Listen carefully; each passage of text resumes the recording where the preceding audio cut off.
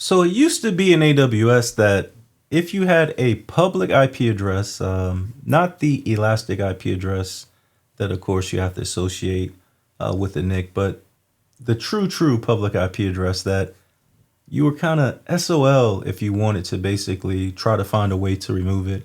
Options were very limited. I really think you had to redeploy that instance. But earlier this year, I think February of 2024, that they actually came up with a slick solution to basically allow engineers or administrators to remove that public IP address. And so in today's video, we're basically going to launch an instance and quickly show you that solution, just in case you've been living under a rock and didn't get that memo. So what we have here is a AWS Amazon Linux instance, and we're going to change this auto assign public IP address to enable, and we'll just quickly launch this.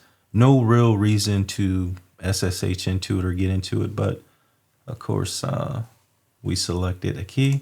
So let's go ahead and view that instance. This will take probably a little bit over a minute and a half to successfully initialize, but we should get some of the metadata here, and we will see that the public IP allocated is this address here. If we go to the network tab and we scroll down just a wee bit, we get the same thing.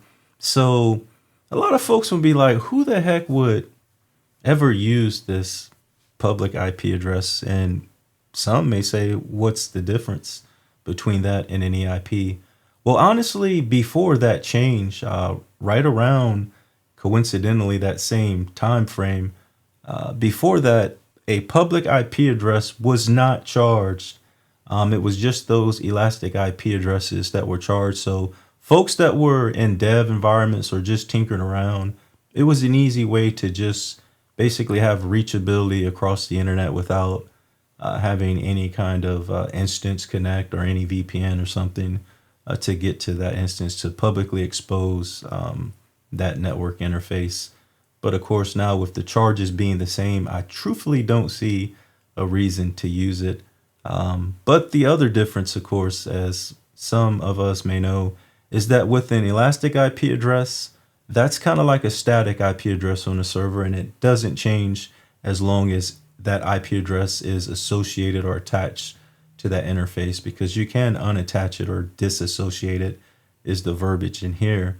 But of course, with a public IP address, every time you stop and restart that server for whatever reason, it's a dynamic address as opposed to static. So you basically are going to get a new IP address. And so that's the primary difference. But let's go ahead and refresh and see what we got here. Are we ready yet? Yeah, so we're up and running.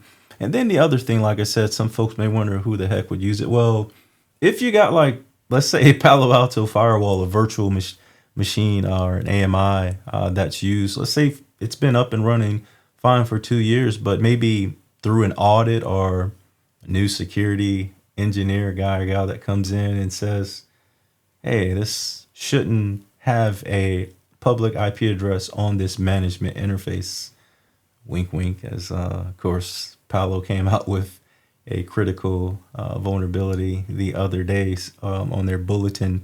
But if you had done this instead of an elastic IP, you didn't automate or have IAC to quickly redeploy it, of course, there's snapshots and backups, but everyone doesn't do, of course, what these best practices are, then you may be clinching up a bit there, but that's just a sample use case. But really, again, it's a simple fix. So now we got the instance here.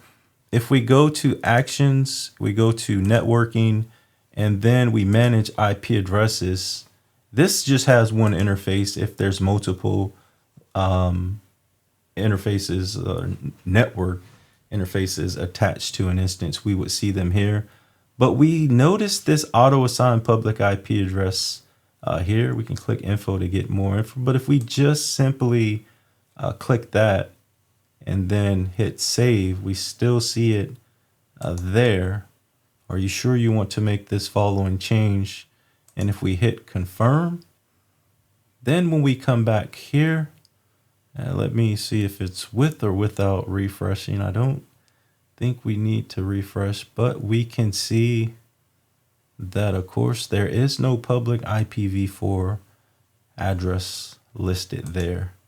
And then, of course, similarly in the networking tab, same thing there. So really, that's the new way to do it. Again, earlier this year, this was made available to all administrators, but it wasn't really publicly advertised as much. And so if you find yourself in a pinch that for whatever reason you need to find a way, because again, like we said, for most of us that's been in the game in AWS for a while, this wasn't an option before.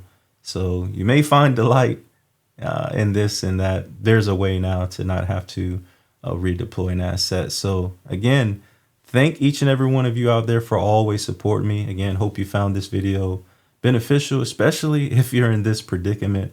But again, appreciate your support. And until next time, stay safe, take care of yourselves. Peace.